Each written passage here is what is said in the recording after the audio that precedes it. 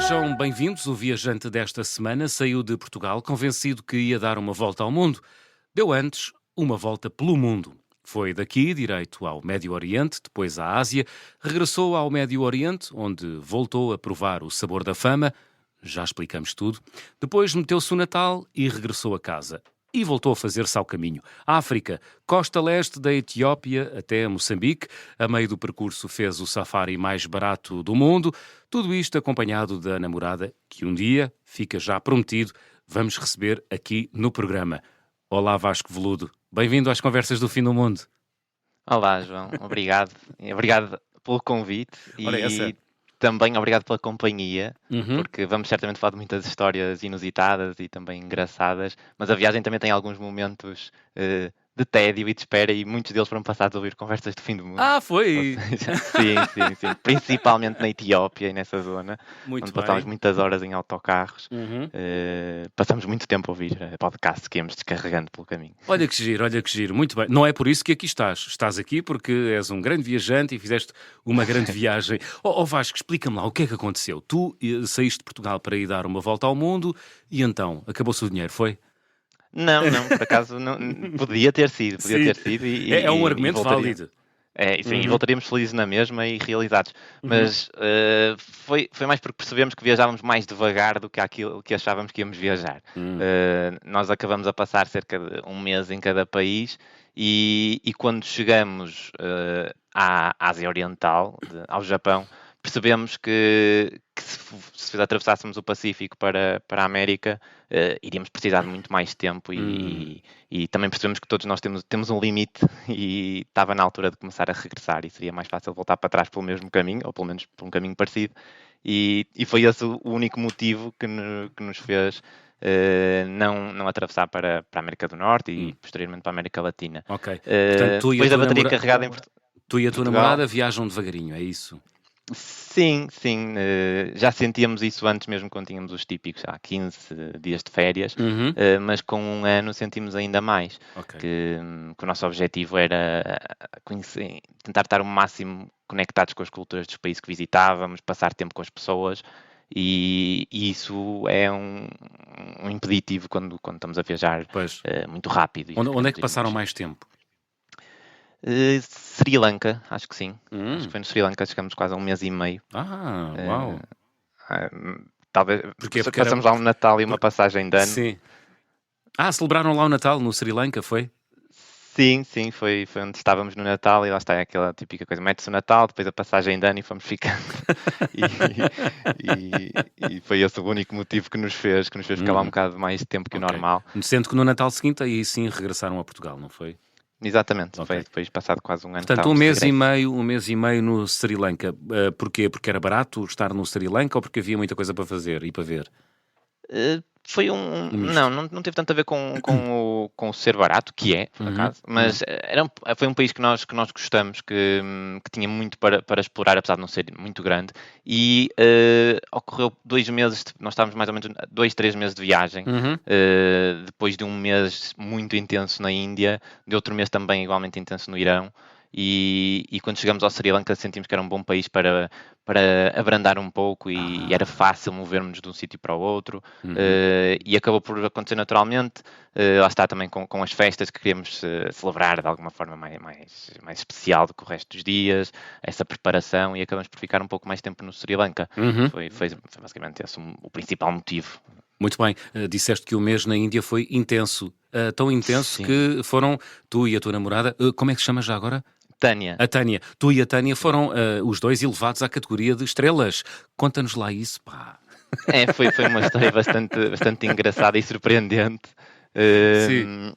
Estrelas, mas não estrelas no firmamento. Estrelas vedetas, não é? Sim. Numa certa região da Índia. Ou seja, nós chegamos à Índia mais ou menos em novembro, dezembro de 2022 e estava a começar o Mundial de Futebol. Eu até sou uma pessoa que costuma seguir esses torneios e gosto de reunir os amigos e tal, mas nesse ano estava completamente convicto que não ia prestar muita atenção, tínhamos outros interesses, não é? Ainda para mais porque sabia que estava na Índia, que não é propriamente um país que eu pelo menos na minha ideia, muito conectado com o futebol. Pois, na Índia é mais cricket, não é?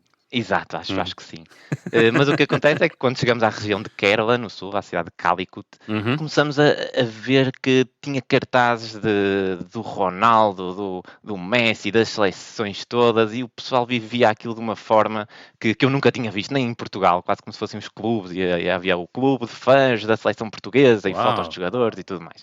Pronto, e todo aquele ambiente fez que nós estávamos a fazer couchsurfing, ou seja, estávamos em casa de um casal, de uns senhores, e eu referi ao senhor que Portugal ia jogar e disse, já que isto aqui é algo que as pessoas seguem com tanta atenção, gostava de ir ver o jogo assim a algum sítio, se Sim. souber onde é que se pode ver aqui o jogo. O senhor, por acaso, que devia ser o único habitante da cidade que não ligava nada a futebol e nem sabia bem o que é que estava a acontecer, mas disse, pronto, vou tratar disso e depois dou-te notícias. E no dia do jogo ele lá me disse, olha, arranjei aqui um sítio para irmos ver o jogo e que acho que vai ser engraçado para perceberes o ambiente e tal, e pronto, ótimo, temos um sítio para ir. Sim.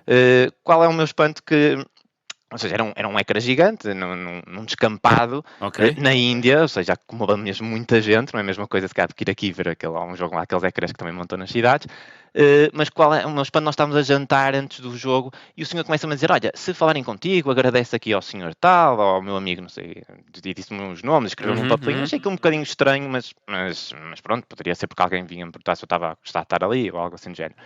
Quando chegamos lá, entramos de carro dentro do estabelecimento, lá do descampado, mal abrem a porta do carro, tínhamos tipo centenas de pessoas à nossa volta, a celebrar, a saltar. Nunca nos sentimos intimidados, as pessoas queriam simplesmente estar à nossa beira. Sim.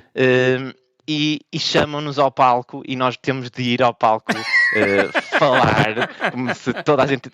Ninguém estava ali, de repente ninguém estava ali para ver o jogo, estava ali para nos ouvir. E eu nem sabia bem o que dizer, nem a Tânia. Portanto, só pelo facto de vocês serem portugueses e eles serem apoiantes ou simpatizantes da seleção portuguesa de futebol, é isso? Só o único Sim. motivo, não encontro mais nenhum. Nós lá dissemos umas palavras. Isso é uma boa dica para viajar durante os campeonatos do mundo e apresentar-se ao mundo como português, não é? Abre portas. Pois, parece que sim. É certo que lá está. E então, lá história... discursaste, foi umas palavras Sim, de falamos, viva circunstância. Portugal e tal, Sim. e mal saímos do palco, tínhamos televisões, jornalistas, gente a querer sério? falar connosco. Aliás, nós perdemos parte do jogo porque estávamos Sim. ali repetidamente a contar de onde é que vínhamos, qual era a nossa história, o que é que andávamos a fazer na Índia, Uau. etc. Estávamos a gostar, se não estávamos. Pronto, e aquilo depois tinha lá 2 cadeiras à nossa espera, mesmo na primeira fila. Bem, temos imagens de nós a celebrarmos o jogo, todo um Isso é conteúdo muito bom. relacionado com Fantástico. aquilo. E nós achávamos que ia ficar por ali, Uhum. mas não ficou. Então. No dia seguinte, estamos na segunda página do jornal e saíamos à rua e as pessoas queriam tirar fotos connosco. Não conseguíamos dar 2 passos sem termos alguém a vir, tirar aqui uma foto com o meu filho, com a minha filha. Vasco, para termos uma ideia, essa cidade onde vocês estavam tem quantos habitantes, sabes? Terá uns milhões. Eu acho que a região de Kerala, que é a região desta cidade, fica. Portanto, não estamos a falar de uma aldeia de 1000 habitantes ou uma coisa assim. Não. Estamos a falar de uma cidade grande. Grande, sim. Grande. E vocês saíram na será capa... uma cidade média. E vocês saíram na capa do jornal. Isso é extraordinário. Fantástico, Sim, muito bom. Sim, foi uma história surreal ao ponto de... para aí 6 meses depois, estávamos nós em Oman, e Oman também tem muitos imigrantes da Índia, e nós estávamos em Oman, entramos num café para comer qualquer coisa, o dono do café era indiano, e reconheceu-nos da história 6 meses antes, porque ele em Oman tinha recebido vídeos nossos a celebrar os golos, e os portugueses em Calicut a ver o jogo de futebol. Muito bom. Pronto, e foi assim uma história que nos tornou ali durante alguns dias, ao ponto no início era engraçado, mas com um ponto que se tornava até cansativo, porque nós queríamos conhecer, nós queríamos andar na rua, poder falar com as pessoas, e a certo ponto passávamos mais tempo a tirar fotografias e a visitar escolas, porque depois tínhamos de dar palestras, saber sobre o quê, as escolas e universidades, sobre a nossa presença ali, a nossa experiência, e andamos assim, tiraram muitas selfies convosco também. Sim. E depois também há aqui a questão da proximidade, que é um bocadinho diferente da relação de distância. Sim. É uma questão cultural, então as pessoas às vezes nem pediam, metiam-se simplesmente à nossa frente, chegavam à nossa beira e começavam a tirar fotos connosco. Na Índia não se respeita a privacidade como se respeita aqui na Europa, não é? Sim, cultural, não é uma questão cultural. É uma questão cultural, claro. E é apenas isso. Mas essa história de ser reconhecido 6 meses depois em Oman é extraordinária. A globalização funciona, não é? Definitivamente, definitivamente. Nós depois tínhamos, porque o vídeo circulou no WhatsApp e até parecia aquela mensagem reencaminhado demasiadas vezes. Não devia ter circulado tantas vezes. Portanto, tu foste reencaminhado demasiadas vezes, é isso? Pois. Parece que sim. Isso é muito giro, é muito giro. Muito bem, portanto, andaram um mês no Irão, um mês na Índia, um mês no Sri Lanka e depois Sudeste Asiático, certo? Sim, Fizeram da Índia fomos o para o Sudeste clássico, Asiático. Vietnã, Laos, Tailândia e Indonésia, certo? Sim, exatamente. Foi esse o percurso. E daí, depois da Indonésia, é que fomos então para o Japão. E passamos um mês no Japão. Um mês no Japão, ok. E que teve outros desafios, ou seja, nós tendencialmente viajamos, ou fizemos a viagem com um orçamento diário bastante baixo. Andávamos à boleia, dormíamos em casa de pessoas, e esse era o registro que nós queríamos, não só por uma questão de poupança monetária, mas também porque é aquilo que nos atrai na viagem, é contactar o máximo possível com as pessoas. Permite uma experiência mais imersiva nos países, não é? Sim, na nossa ótica. E foi fácil, Vasco, tu e a Tânia viajarem nesse registro? Depende de país para país. Por exemplo, a níveis de dormidas, isto já é quase um clichê, mas, por exemplo, arranjar esse tipo de experiências no Irão é algo muito fácil, até é uma questão de escolha. Noutros países menos, pronto, ia dependendo de país para país. A níveis de segurança, nunca sentimos nenhuma questão, mas era mais uma questão de arranjar opções, o sítio onde dormir e como nos irmos mexendo de cidade em cidade. Muito bem. Falavas do Japão, que tinha sido uma experiência diferente, imagino que sim, mas porquê? Gostava que me dissesses, Vasco. Acima de tudo, lá está, porque nós vinhamos de vários meses em países... Vinham mal habituados, não é? Eram estrelas indianas. Sim, também, exato, era por isso. Nós estávamos a ser estrelas em todo lado. Não era esse o motivo. Ou seja, quase todos os países onde nós viajamos, nós já estávamos adaptados a que as regras fossem um bocado arbitrárias, digamos assim. Ou seja, era um bocado pelo desenrasca, como é que se vai daqui para ali, vamos pedir ali onde calhar. Chegam ao Japão e há regras para tudo, não é? Exato, e chegamos ao Japão e para nós foi assim também um choque nesse aspecto, mas ao mesmo tempo foi super confortável, ou seja, era muito fácil nós mexermos de sítio para sítio, tínhamos simplesmente de respeitar as regras. No Japão, desculpa, Vasco, no Japão também fizeram couchsurfing e viajaram à boleia? À boleia não. Couchsurfing fizemos todos os dias, acho que durante um mês dormimos talvez uma noite. Por que não à boleia no Japão? Acho que não se propiciou, nós queríamos ir a vários sítios, a boleia ia-nos cá perder um bocadinho mais de tempo e acabamos por não fazer no Japão. A questão da boleia, nós nunca tínhamos andado à boleia antes desta viagem e demoramos algum tempo. Agora olhamos para trás e pensamos que não temos um grande motivo para isso, mas ganhamos algum tempo a ganhar coragem para o fazer, talvez. E no Japão acho que ainda não estávamos assim tão ambientados à questão da boleia, que depois veio a tornar quase um vício, não fazíamos nada que não fosse ir para a rua pedir um carro. Habitualmente os viajantes lembram-se da primeira boleia. Tu também te lembras da primeira boleia que apanhaste, tu e a Tânia? Sim. Foi onde? Foi onde e em que circunstâncias? Foi em Oman. Nós estávamos no sul de Oman e tínhamos bem, para o primeiro dia que íamos apanhar a boleia, planeamos logo fazer 600 km, salvo erro. E fizemos, e foi um dia que eu acho que nunca mais me vou esquecer. Apanhamos cerca de 6, 7 boleias. A primeira foi de um senhor que ia para uma estação de portagens, ia trabalhar para uma espécie de portagem. Ele levou-nos logo para esse sítio. A partir daí fomos encaixando umas boleias nas outras, pessoas que paravam, tipo motoristas de caminhão, para tomar o seu café, que tinham tudo no caminhão e convidávamos, e o chá. Outras pessoas que paravam para comer com os filhos e também comiam connosco. Foi um dia que andamos à boleia de manhã à noite, fizemos os tais 600 km, com as refeições todas com as pessoas. Foi uma experiência, um dia assim, muito marcante. Muito bem, então aí em Oman já levavam alguns meses de viagem, ou não? Sim. Já levávamos. Porque vocês, como eu disse no início, vocês partiram daqui para o Irão, daí fizeram Irão, Índia, Sri Lanka, Vietnã, Laos, Tailândia, Indonésia, Coreia do Sul, Japão e depois regressaram ao Médio Oriente, não foi? Exatamente, depois para o Oman. Foi tal, e andaram à boleia também na Palestina, não foi? Conta-me lá, como é que se pede boleia na Palestina? Pois, essa é a questão. Ou seja, nós Essa é a chegamos à questão. Palestina pouco tempo depois desta Sim. história em Omã, Uhum. e já estávamos bastante ambientados a andar à boleia e mais confiantes nessa parte também. Estávamos em Hebron. E tínhamos de ir para o norte, para Ramala, e decidimos que também íamos fazer lá a boleia, ou pelo menos tentar. Uhum. E fomos para a rua, como qualquer pessoa que anda a boleia, acho que sabe que pedir boleia numa cidade é sempre um bocadinho mais complexo do que Pois. já estarmos numa área de serviço ou numa Exato. zona, numa espécie de autoestrada, se não houver autoestrada, uma nacional, algo assim do género. Mas nós íamos tentar, pelo menos, durante algum tempo, sair da cidade à boleia, e fomos para a rua fazer o gesto típico que associamos à boleia, que é o polegar para cima. Exato. E não estávamos a conseguir, estávamos a achar aquilo muito estranho, com E pessoas então? tão simpáticas e tão hospitaleiras, e não estava a resultar.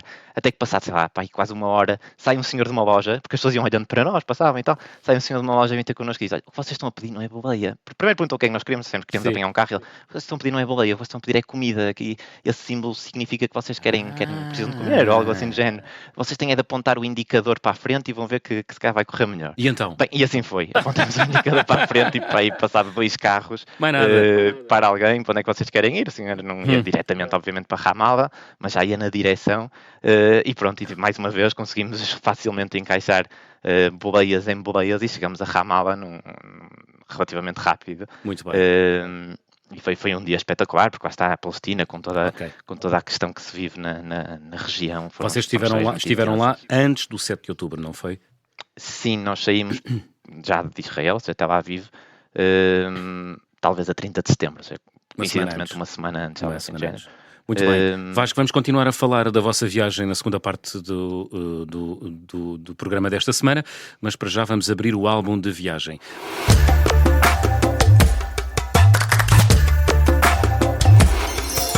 Vasco Veludo, guardas contigo ou em casa algum objeto que tenhas trazido desta grande viagem ou de outras? Sim, nós não temos muitas coisas. Uhum. Estávamos com uma mochila, então também tínhamos de reduzir bastantes coisas. Mas tem a ver com esta história da Índia, ou seja, nesse nosso périplo pelas escolas e pelas universidades iam-nos oferecendo algumas coisas e a maioria nós não podíamos trazer porque eram demasiado grandes. Mas uma delas portanto, era... espera lá. Foram elevados à categoria de estrelas e depois foram convidados a ir às escolas, foi isso? Sim, íamos falar para os miúdos e dar palestras, algo assim do género, para dizer, bem, falar da nossa viagem, da nossa experiência. Sim. E no fim iam-nos dando, sei lá, a escola tinha algo para nos dar. Por exemplo, uma vez deram-nos uma caravela, madeira, uma réplica, obviamente, que nós não pudemos transportar, mas uma das coisas que nos deram foi um elefante do tamanho, sabe, um antebraço, algo assim do género, um bocadinho mais pequeno talvez, de madeira, uma coisa assim maciça, que a Tânia meteu na cabeça que íamos ter de transportar. Tínhamos uma amiga nossa que ia ter connosco 2 semanas depois. Então a nossa ideia era, e ela convenceu-me disto, a Tânia, que ela depois poderia trazê-lo de volta para Portugal. Então, pai, durante 3 semanas nós andamos com as nossas mochilas, com um saco de comida que andávamos normalmente, e com um elefante de madeira no outro saco, juntamente connosco, que tivemos de transportar por 3, 4 semanas, para depois então essa nossa amiga, e agradeço-lhe aqui também, ter trazido o elefante para Portugal e que está em exposição em nossa casa há relativamente pouco tempo, não é? Porque depois tivemos de fazer a troca. Fizer a troca. Muito bem. Estamos à conversa com o Vasco Veludo. Fazemos aqui uma curta pausa na conversa do Fim do Mundo esta semana. Até já.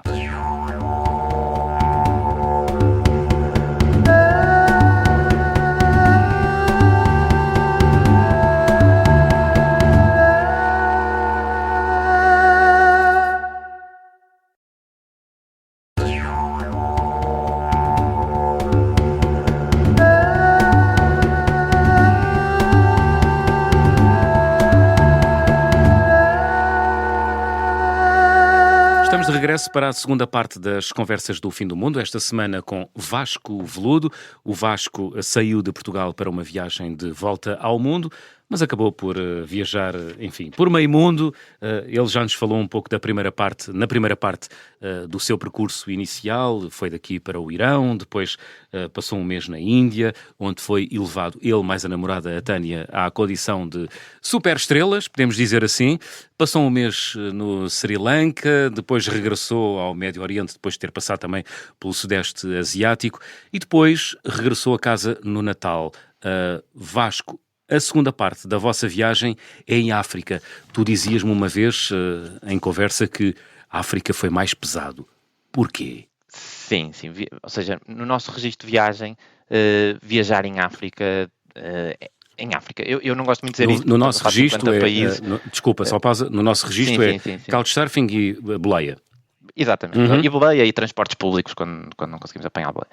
E para esse registro em África, ou pelo menos nos países onde nós andamos, eu gosto sempre de fazer esta menção, porque a África tem 50 e tal países e nós só fizemos parte deles, obviamente, e são muito diferentes e muitas culturas. Ok, vocês fizeram a Costa Leste, não é? Etiópia, Costa Quénia, Leste da Etiópia. Uganda, Ruanda, Tanzânia, Malawi e Moçambique. Exato. Foi. E pronto, e a viagem, ou seja, nós fizemos cerca de 4, 5 meses nesse percurso que acabaste de referir. E lá está, as estruturas, a preparação não tem nada a ver nem com o Médio Oriente, nem com a Ásia, na zona em que nós andamos, Sudeste Asiático ou Ásia Oriental.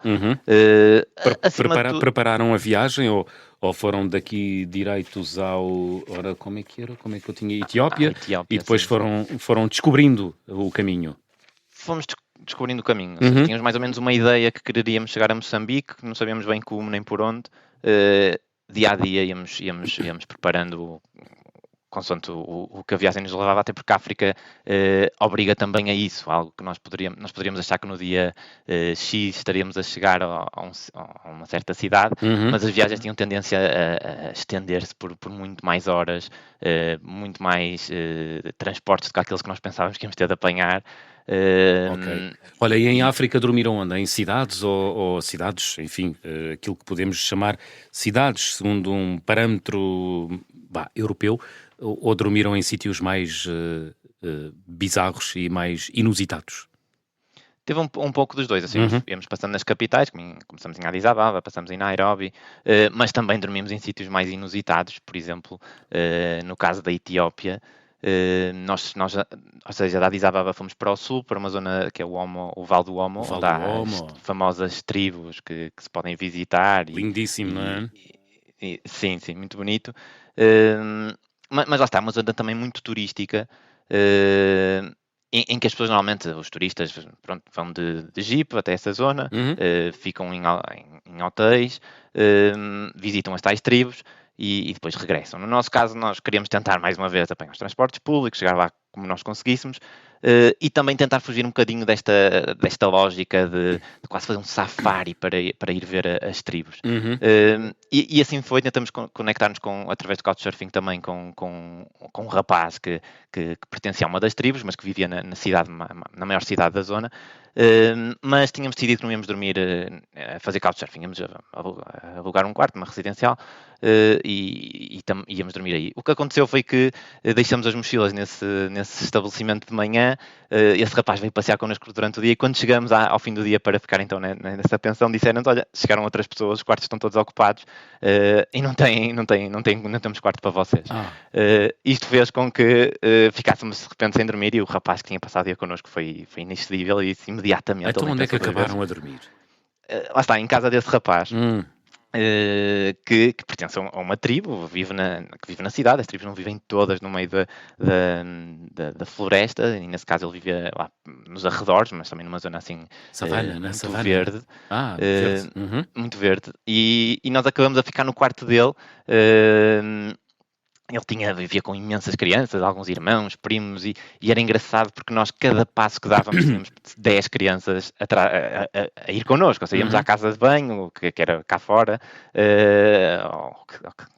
que era o espaço da casa de banho, e tínhamos 10 crianças a vir connosco para ver o que é que nós estávamos a fazer. Nós íamos a um passeio e passeávamos nós os dois, e 10 crianças atrás de nós, e sempre neste registro. Era uma novidade, e as crianças gostam de ver coisas novas, não é? Claro, e foi muito engraçado estar ali, passar um dia a brincar com as crianças, ver como é que elas, claro, a dinâmica, não é? Tão diferente daquilo que nós estamos habituados. E acabou por ser uma experiência muito local. São diferentes? Não são diferentes, ou são? No fundo são como as crianças todas de todo o mundo, não é? Sim, exatamente. Ou seja, as brincadeiras acabam por ser um bocadinho as mesmas e conseguimos sempre brincar integrar-nos sonhar, naquelas brincadeiras. Claro. E acabou por ser muito engraçado. E acabou por ser uma experiência bastante próxima daquilo que é o dia-a-dia deles, mais até do que nós estávamos à espera nessa zona, confesso. Muito bem. Olha, o que é isto do safari mais barato do mundo? Pois, ou seja, no Quénia? Pronto, isso aí acho eu que não fui confirmar, acho que não é um sítio onde eu possa confirmar, mas o que acontece, lá está, acho que a África no geral e nessa zona dos safaris, Quénia, Tanzânia, está muito, muito preparada, lá está, para receber turistas nesse âmbito do transfer, para ir fazer o safari, etc. E não era o nosso registro, mais uma vez, então tentamos pesquisar e perceber como é que podíamos fazer, queríamos fazer a mesma safari, mas de uma forma que não fosse tão dispendiosa para nós. E uma das descobertas que fizemos foi que podíamos comprar uma tenda e pedir aos estabelecimentos, aos hotéis e aos bons hotéis com uma noiteira caríssima. Deixa-me adivinhar. Deixem-nos acampar. Acampar no quintal. Exatamente. E essa foi a nossa grande descoberta, que não só resultou depois nessa parte do safari, como a tenda... Deixaram, ou seja, pagávamos uma quantia simbólica e podíamos montar a nossa tenda no quintal, no relevado, na parte delimitada do terreno. Mas espera lá, mas não acamparam, por exemplo, no quintal ou nas imediações de um hotel de 5 estrelas, ou acamparam? Não, 5 estrelas, bem, acho que não, mas hotéis perfeitamente para o nosso registro seriam 5 estrelas para aquilo que nós estávamos habituados a dormir a maior parte das vezes. E acabamos por conseguir dormir nesses sítios por quantias irrisórias e ao mesmo tempo também a deslocação, ou seja, nós tentamos perceber como é que podíamos chegar a esses estabelecimentos onde tínhamos de acampar por transportes públicos. E nessa nossa pesquisa descobrimos que havia um carro que levava as pessoas daquelas regiões, porque as pessoas vivem em zonas muito remotas, mas depois têm de deslocar para ir às cidades, aos mercados, comprar mantimentos, e nós descobrimos que havia um carro que fazia essa passagem através do parque de Masai Mara, mesmo pelo meio do parque, ou seja, tinha uma permissão, porque o Masai Mara era uma zona protegida que veio prejudicar em certa medida as ligações para essas vilas mais distantes, então permitiam que esse carro passasse pelo meio do parque. E nós conseguimos, fomos num carro desse, como era um carro de 5 lugares, mas íamos para aí 7 ou 8, com as nossas mochilas em cima de nós, com a cara colada ao vidro, mas o que é certo é que o carro entra dentro do parque, e aquilo que para a maioria das pessoas que iam no carro connosco era como para nós ver, sei lá, gaivotas ou cães, para nós quando vimos, sei lá, o primeiro elefante, ou assim, os animais que as pessoas vão para ver, foi tipo, nós ficamos extasiados, e as pessoas que iam connosco no carro perceberam isso, então o senhor que ia a conduzir foi simpaticíssimo, então abrandava que ele não poderia supostamente fazer aquilo, o carro tem sempre de andar, abrandava e explicava-nos aquele animal é isto, aquele animal vai fazer aquilo.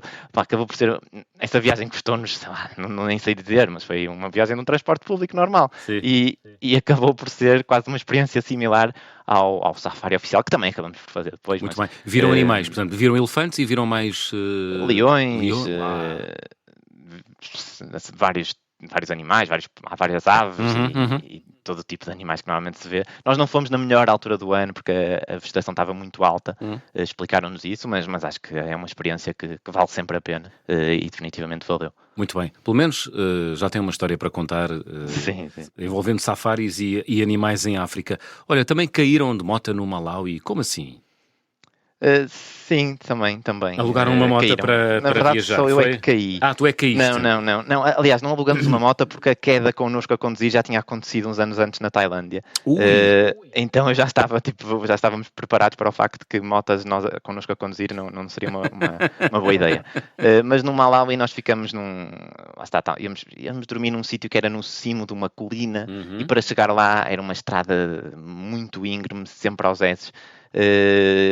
Que ia desde do lago, ou seja, o Malawi é um país muito comprido, que vai sempre na margem do lago Malawi, e toda a vida se passa ali à beira do lago e depois as pessoas sobem a colina, e normalmente as vilas são no cimo da colina.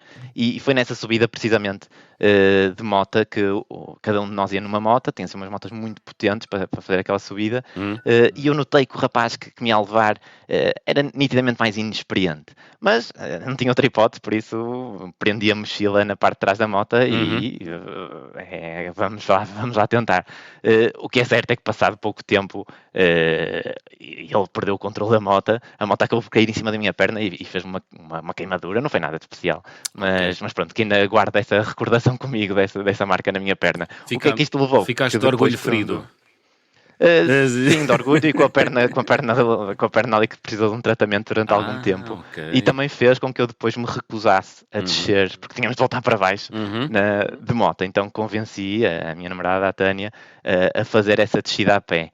Quando cheguei cá em baixo, depois de 4 horas de caminho, pensei que tinha dado de bom grado a minha outra perna para uma queimadura, em vez de ter descido aquilo a pé, porque estava com muitas dores de costas. Foram 4 horas a descer por Ui. atalhos, tínhamos de tirar a mochila e quase de escalar, descer a montanha. Muito bem. Acabou por ser pior emenda do que se tivéssemos vindo de moto. Pois, olha, portanto, viajaste pelo Médio Oriente, também pela Ásia, por África. Qual foi o sítio mais bonito que viste, Vasco Veludo? A níveis de natureza, acho que é difícil fugir, por exemplo, à Etiópia. Lembro-me de acordar numa cidade que é Arbamintes, com uma vista incrível sobre a floresta e os barulhos que vinham lá ao nascer do sol, dos animais que também estariam a despertar. Foi algo que me ficou claramente na memória. Os desertos, passamos por muitos desertos, por exemplo, no Irão, que também é um tipo de paisagem ao qual nós aqui não estamos habituados e que também certamente não esquecerei. Muito bem. Olha, deste sempre bem com a Tânia durante estes meses de viagem? Longos meses? Sim, sim, demos sempre bem. Discutiram muito ou não? Não discutimos muito. Aliás, estou aqui a pensar, acho que quase nunca nós íamos entendendo. Acho que a pandemia foi um bom estágio, ficar 24 horas ou 24 horas fechados os dois num espaço confortável, para depois ficar 24 horas ou 24 horas num espaço não tão confortável como em casa, não é? Muito bem. Não. Olha, depois de tanto tempo a viajar, esta viagem durou 1 ano e 5 meses, foi? 1 ano e meio? Meses, mais ou menos, sim. Ok. Um ano e meio. Como é que é o regresso? É difícil, é um período de adaptação. Eu costumo dizer que quando uma pessoa vai de férias 15 dias, depois tem aquele período nostálgico de uma semana, não é? Para se adaptar às rotinas, ao dia-a-dia. Nós fomos 1 ano e meio, por isso temos direito a 9 meses. E esses 9 meses ainda não passaram, portanto nós ainda estamos numa fase de adaptação. Nós vamos sentindo as mudanças dia-a-dia. O que é que foi mais estranho no regresso? Houve muitas coisas estranhas, entre as quais, por exemplo, uma tão simples como ter iluminação à noite lá fora.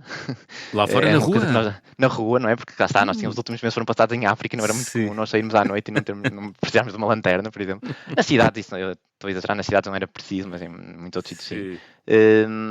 Mas pronto, outras coisas vão-se notando mais na nossa forma de ser, por exemplo, a forma como lidamos com a segurança, ou seja, uma das coisas que a viagem já era uma teoria que eu pelo menos desenvolvia, mas agora a viagem deu-me uma amostra que é em relação ao mundo ser muito melhor do que aquilo que aparenta. Nós conhecemos muitas pessoas, viajamos com muitas pessoas que nos ajudaram e quase não tivemos nenhuma má experiência. Pois. O problema é que as notícias que nos chegam aqui são sempre notícias negativas, não é?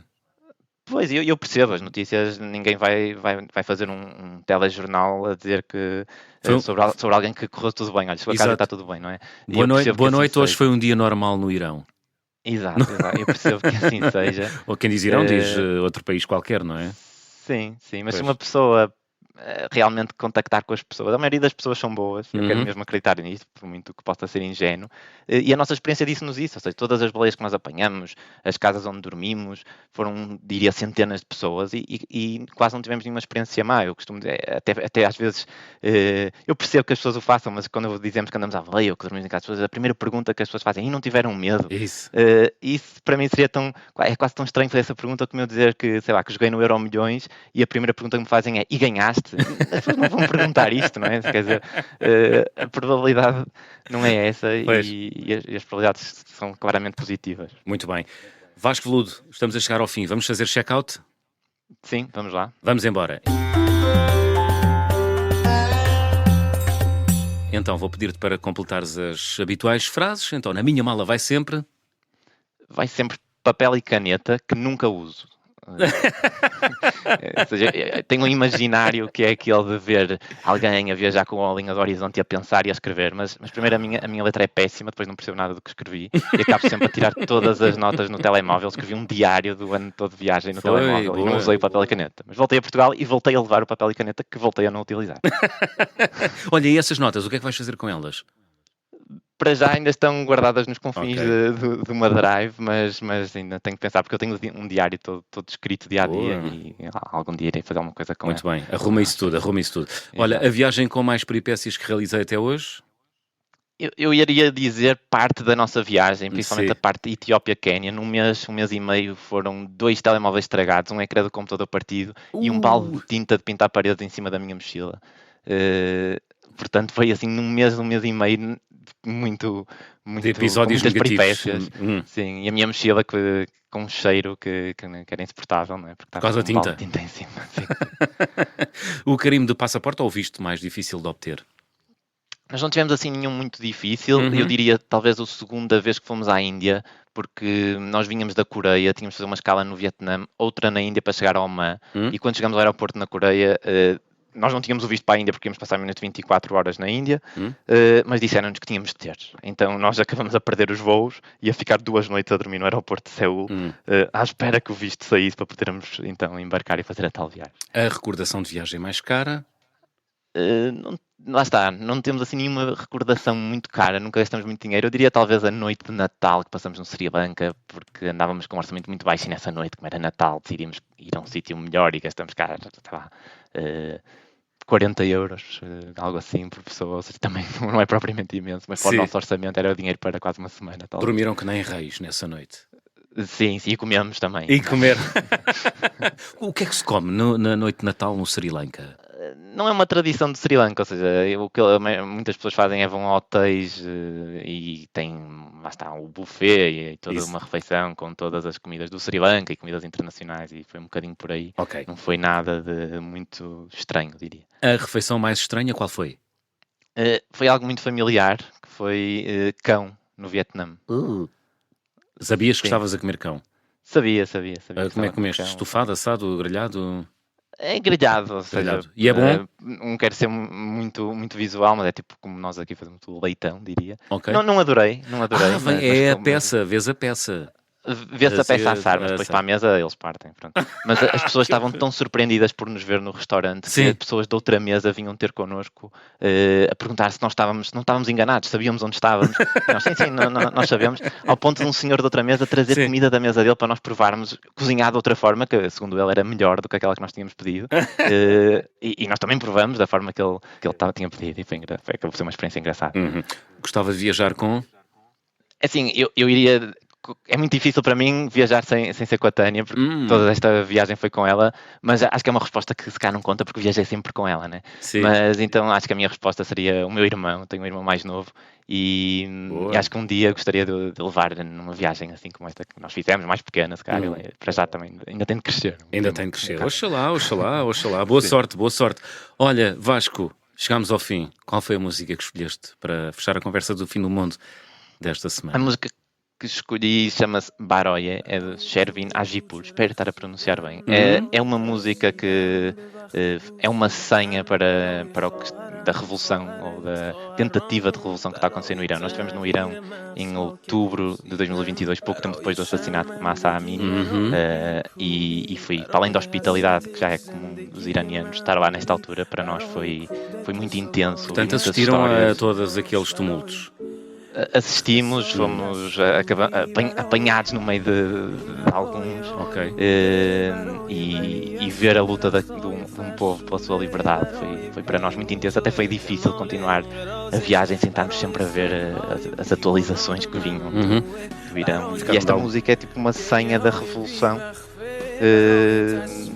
que estava sempre a dar, toda a gente nos queria mostrar a música e pôr a música a dar. Muito bem. Sempre que eu ouço, às vezes ainda vou ouvi-la e recordo-me desse dia.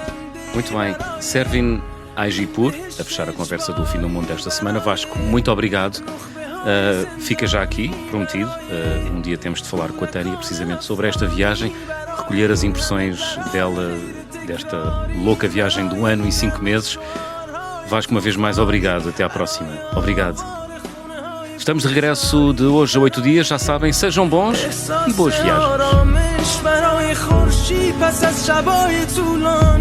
برای غرصای حساب و بیخوابی برای مرد میهن آبادی برای دختری که آرزو داشت پسر بود برای زن زندگی آزادی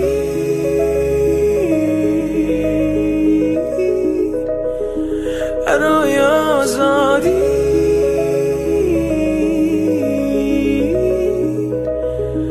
برای آزادی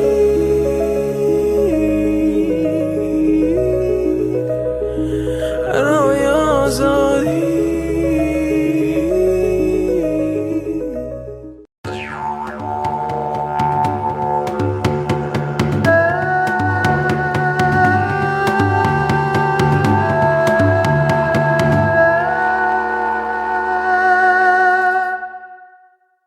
Se gostar deste podcast, pode seguir, dar 5 estrelas e comentar o episódio na Apple Podcasts ou no Spotify.